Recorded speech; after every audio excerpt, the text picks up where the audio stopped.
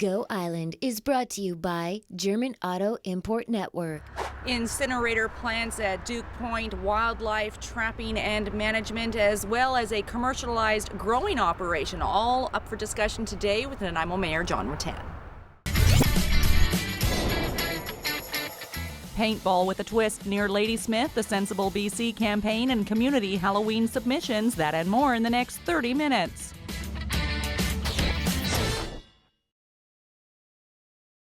You are watching Go Island on Shaw TV Channel 4. Following every regular City Council meeting here in Nanaimo, we join Nanaimo Mayor John Rattan for a recap of the previous night's council's happenings. That's what's taking place today on Go Island. And of course, we're always looking for your feedback on this type of show or any others that we do here. You can send me an email, kate.bergen@sjrb.ca. Halloween is almost here, and I think it's safe to say that the zombie craze has never been larger.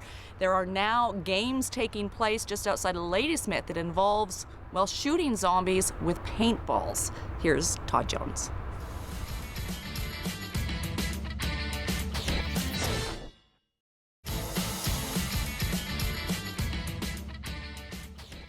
There's no accounting for what some people do in their spare time, and I think it's safe to say that Todd and Derek were in their element out there playing zombie paintball. You're watching Go Island on Shaw TV Channel 4.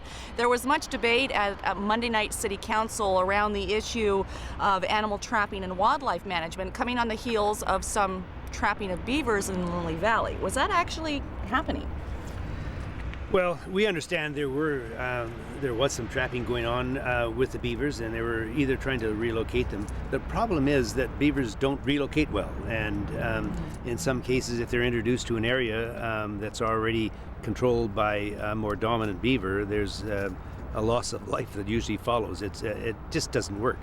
On the other hand, some of the very cruel methods of trapping, snares and this sort of thing, and the full body gripping devices, which generally will drown the beaver if it doesn't kill it outright, are barbaric. And so City Council, very close to unanimously, passed last night that we're not going to endorse or support the continued trapping of beavers, certainly on city-owned land, and discourage it from private-owned land as well.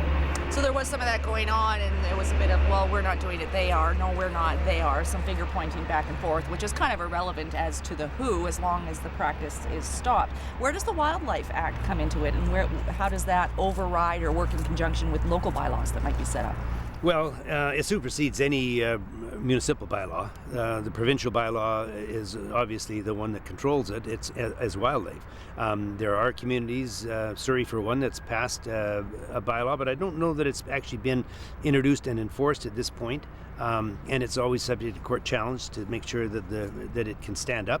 But it's much like ours, where they're saying we don't want snares and leg hold traps, anything that'll harm the animal. And so they're stopping it there. It might be challenged in court ultimately. We don't know that, and that would be precedent setting if it is.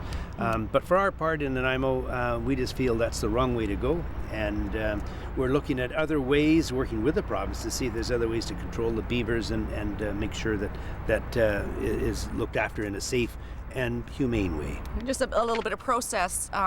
Because a bylaw was passed and voted almost unanimously last night, how long before that comes into effect? And could people still be inhumanely trapping these animals until the bylaw hits the books? Is there sort of a window there? There will be a bit of time, but I think the issue basically is that we need to, once we pass the bylaw, it has to be submitted to Victoria. And Victoria, the province may or may not act on it. They may accept it or they may reject it. And so while it's our bylaw, because it's a provincial jurisdiction, they need to approve it or not. And so we can pass all kinds of different bylaws, but as long as it's within our jurisdiction. Right. This particular wildlife thing is a provincial jurisdiction. We have to get their consent on it, and that remains to be seen. And that could take some time. Could take some time. Okay, thanks. We'll come back with more conversation with Nanaimo Mayor John Rattan, recapping some of the highlights from Monday night's City Council. We're throwing things over right now to Dan Marshall. It's the 8th installment of Rapid Fire 10 Quick Succession Questions.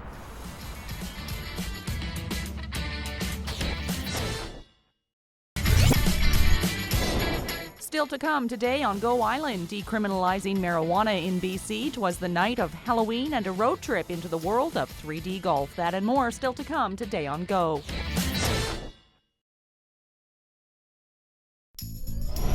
Did you know that this is called a witch's broom? It's caused by a virus that infects the plant and causes it to send out multiple branches from one growing point on a tree. And depending on the size of the tree, these can be quite large.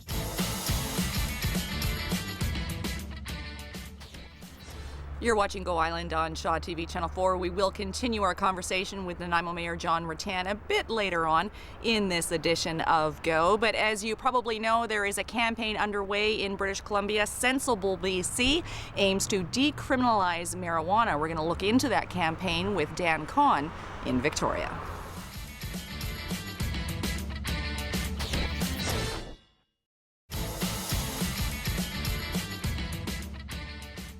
Continuing on with the topic of decriminalizing marijuana in British Columbia, there was some debate, some discussion at Monday night City Council around a commercial marijuana growing facility at Duke Point. What is the gist? What was the gist of that conversation? Well, basically, it's to do with rezoning. The property there that this particular company was looking at is zoned is zoned I2, and they need to change the zoning to I4. So it's a zoning issue primarily. The proponent, the gentleman came forward that wants to start this legal grow operation. It's a very large commercial grow operation. It'll all be done indoors, and so it won't really be a problem for the neighbors, I don't believe. However, I'm not so much concerned with the actual product itself, but really, to me, it's a matter of taxation. We don't have a great deal of industrial land left, and if the concern on my part is that if this grow operation proceeds, this legal grow operation proceeds, and if they use industrial land, which they can then apply to the government to get protection under Agriculture Act if BC Assessment decides that it's going to be a crop. And as such, they could be tax exempt. And I just have a problem with that philosophically. If we're taking our industrial land and the people, which is some of the highest tax tax rates, city. Exactly, and there's not a lot of it left, so we want to make sure that it's reserved for people that want to have industrial businesses. Now, this could be an industrial business, I'm not questioning that. I do have a problem if it's going to be exempted property taxes, because they should pay their fair share like every other industrial user. What's the timeline on that, the next stage of decision making or process from the proponent who wants to do this business? Well, it lies with BC Assessment. They have to make the determination of whether or not this is going to be allowed under agriculture. We're going to be looking at the rezoning in due course on it, and in the very near future. It's been referred back to staff for some additional work on it. It'll probably be brought back in a meeting within 2 weeks, and then we'll look at it again. But the proponents have said at last night's council meeting they intend to not apply for agricultural status. They also has suggested they were quite prepared to pay taxes, and if they do, all well and good. But that's my only concern. Okay, thank you. Lots of activity and discussion around future uses for Duke Point, including the much debated incinerator. We'll talk about that a little bit later on this edition of Go Island, but we're throwing things over to a member of our community named Pat Claremont. He produced a little video for us called "'Twas the Night Before Halloween."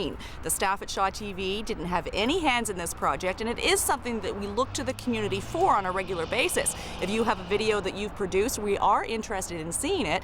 Here's an example.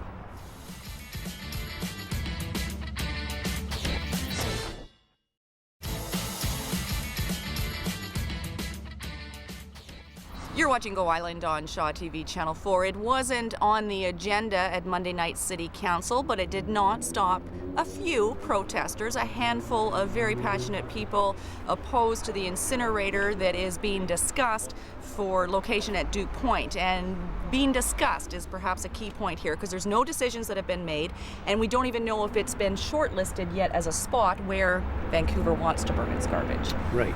Metro Vancouver. And they're looking at a number of sites. They put out an RFP to find out if people are interested in this, and different sites, and certainly Duke Point is one that we understand is under consideration. You know, it's a very difficult one, and you know, we understand from areas like Burnaby, where they've been burning the garbage there for almost 30 years. One challenge that we have in Nanaimo is the fact that our diversion rate, the rate that goes to the landfills, we're up around 70%, which is exemplary. I mean, it's a huge achievement. Vancouver, we understand, is around 50%.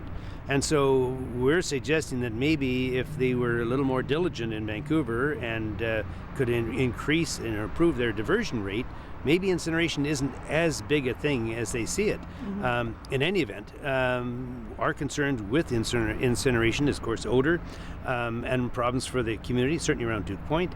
The fact that there are some carcinogens that can be released, such as cadmium, and the cadmium, unfortunately, is a byproduct of rechargeable batteries. So when people carelessly discard their batteries into the garbage, which they should never do, they should be recycled separately. And but what happens when they burn, you can get into the cadmium, into the particles in the fly ash, as well as the residual ash that's left after the burn. Can have a reasonably high cadmium content, and that cannot be discarded anywhere. That it can only go into a hazardous an approved hazardous site for landfill. Now, if it's decided that Duke Point is the ideal location for this, can Nanaimo say no?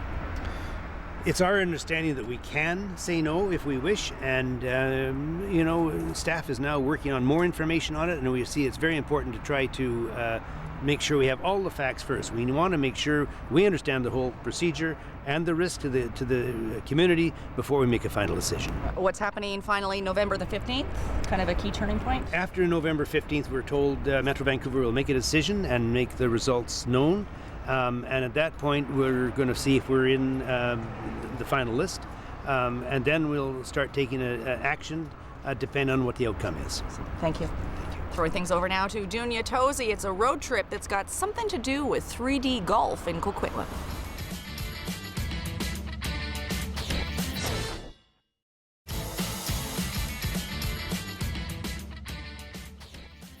That brings us to the end of this edition of Go Island, but we're going to switch things up just a little bit. Before we end the show today, we are going to share something with you that was created by our very own volunteer who puts together Go Island 3 days a week. He put this particular show together as well that you're watching right now. His name is Raymond Albert, and he wrote this song, he performed this song, he edited it, he put together all the videos, and we're going to share that with you now as we sign off on this edition of Go. Thanks for watching.